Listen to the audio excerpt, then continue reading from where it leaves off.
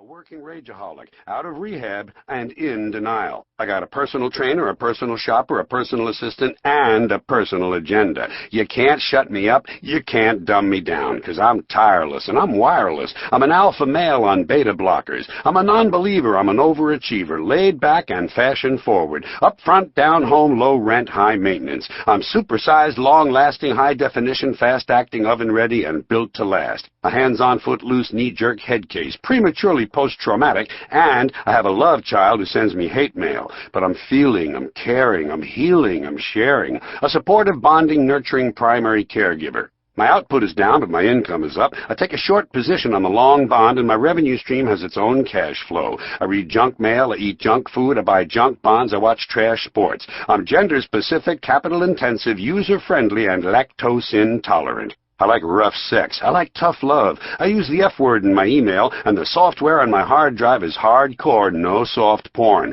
I bought a microwave at a mini-mall. I bought a minivan at a megastore. I eat fast food in the slow lane. I'm toll-free, bite-sized, ready-to-wear, and I come in all sizes. A fully equipped, factory-authorized, hospital-tested, clinically proven, scientifically formulated medical miracle. I've been pre-washed, pre-cooked, preheated, pre-screened, pre-approved, pre-packaged, post-dated, freeze-dried, double-wrapped, and vacuum-packed, and I have an unlimited broadband capacity. I'm a rude dude, but I'm the real deal. Lean and mean, cocked, locked, and ready to rock. Rough, tough, and hard to bluff. I take it slow. I go with the flow. I ride with the tide. I got glide in my stride. Driving and moving, sailing and spinning, jiving and grooving, wailing and winning. I don't snooze, so I don't lose. I keep the pedal to the metal and the rubber on the road. I party hardy, and lunchtime is crunch time. I'm hanging in, there ain't no doubt, and I'm hanging tough.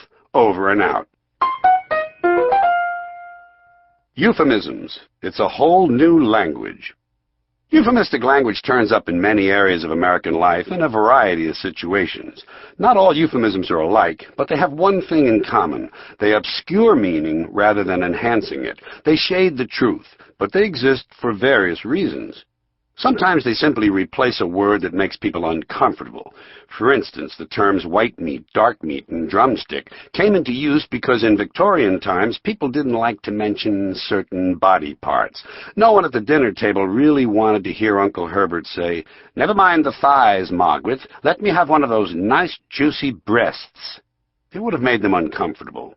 And at the same time, for the same reason, belly became stomach. But even stomach sounded too intimate, so they began saying tummy. It's actually a bit sad. I first became aware of euphemisms when I was 9 years old. I was in the living room with my mother and my Aunt Lil when I mentioned that Lil had a mole on her face. My mother was quick to point out that Lil didn't have a mole, she had a beauty mark. That confused me because, looking at Lil, the beauty mark didn't seem to be working. And it confused me further because my Uncle John also had a brown thing on his face, and it was clearly not a beauty mark. And so on that day, I discovered that on some people, what appeared to be moles were actually beauty marks. And as it turned out, they were the same people whose laugh lines looked a lot like crow's feet. By the way, that whole beauty mark scam worked so well that some women routinely began using eyebrow pencils to apply fake beauty marks, a fake mole being something no self-respecting woman would ever think of giving herself. Somehow I can't imagine Elizabeth Taylor turning to Joan Crawford and saying, "Lend me your eyebrow pencil, Joni. I'm going to put a fake mole on my face." By the way, it was only a few years after the Aunt Lil incident that I took comfort in the fact that some people apparently thought my ugly pimples were nothing more than minor skin blemishes. Another role euphemisms play is to simply put a better face on things, to dress up existing phrases that sound too negative. Non-profit became not-for-profit, because non-profit sounded too much as though someone didn't know what they were doing. Not-for-profit makes it clear that there was never any intention of making a profit in the first place. But some words that are euphemized aren't even vaguely negative. They're just considered too ordinary. For that reason, many things that used to be free are now complimentary. Asking the hotel clerk if the newspapers are free makes you sound like a mooch. But are the newspapers complimentary? Allows you to retain some small bit of dignity. This is the reason some hotels offer their guests complimentary continental breakfasts, while others give their customers free donuts. If you're one who would enjoy a closer look at euphemisms, you'll find a number of sections in the book that will interest you. I broke the euphemisms into segments because they play such a large and varied role in American speech. And I call it the new language because it's certainly new to me. I know I didn't grow up with it. And that's my larger point, that it's gotten worse over time.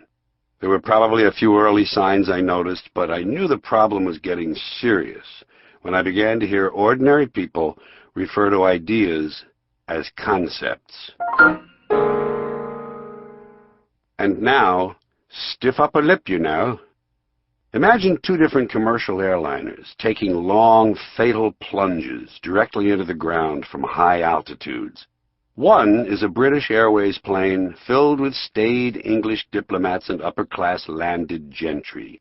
The other plane is Alitalia, filled with uneducated Sicilian, Greek, and Turkish peasants.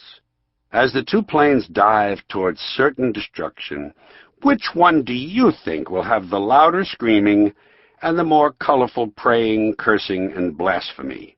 You get one guess. Hint, it isn't the British plane.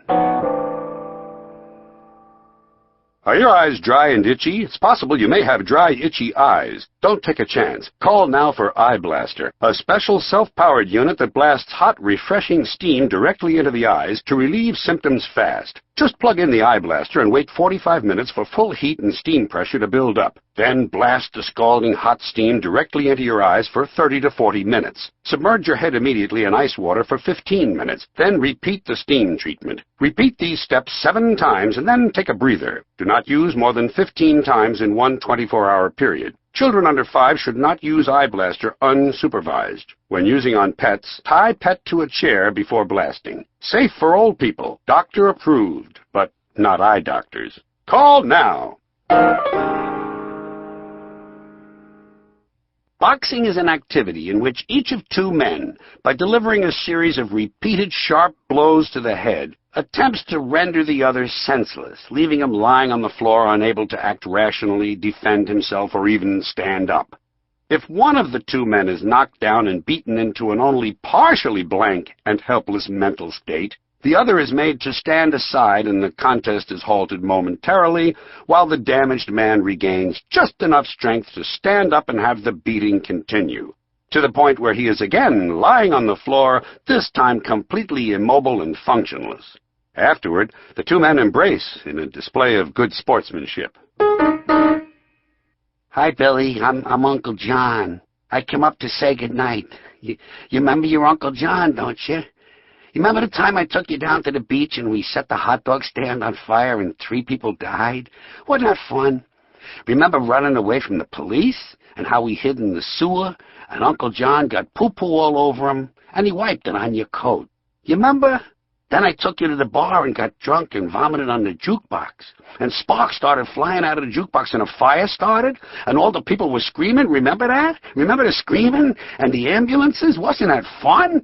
And do you remember that other time? The time I took you to the circus?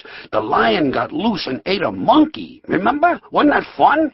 And then they had to kill the lion, and the monkeys got real sad, so they had to kill the monkeys, too. Wasn't that great? And then the man fell off the trapeze and smashed into the ground, and they had to kill him. And all the other trapeze people got real sad, and they had to kill them, too. Huh? Wasn't that fun? Why are you crying, Billy? Please don't cry. Please, if you stop crying, I'll take you to the rodeo. Wouldn't that be fun? Maybe someone will get trampled or gored. They got horses and cows, too, you know. Maybe they'll have to kill a horsey or a cow. And if they kill a cow, maybe we'll get to eat him in a hamburger. Wouldn't that be fun? Please don't cry. Hey, you remember the time you fell out of my car? Huh? Remember you were looking out the window and we went around a corner real fast to keep from hitting that lady and you went flying out the window and hit the pole head first. And the doctor had to sew your head up with a big needle. I got a boat now, Billy. You want to go out on my boat? I promise I'll be careful. Are you asleep yet? Billy, please stop crying. This is about redundancies, and it's called Count the Superfluous Redundant Pleonastic Tautologies. My fellow countrymen, I speak to you as co-equals, knowing you are deserving of the honest truth.